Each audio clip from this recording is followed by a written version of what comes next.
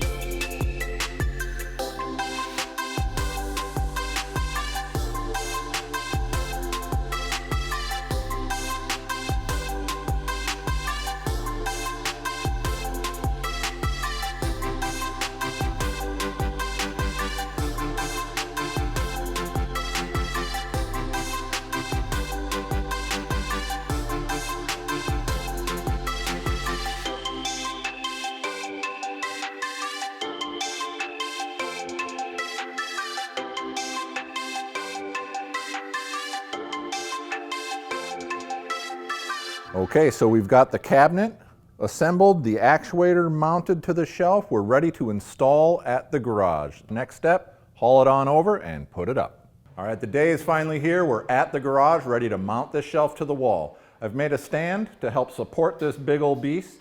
I've marked my stud spacings with tape to help align it, and on the back of my shelf, I've put spacer blocks and pre-drilled my holes. We are ready to go.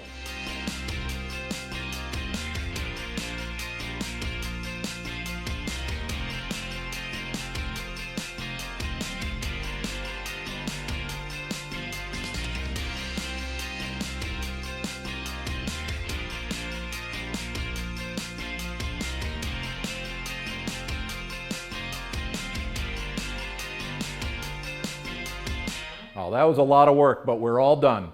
We've got the access panel secured, final adjustments made on the wheel rails. For more garage-related tips and projects, visit familyhandyman.com.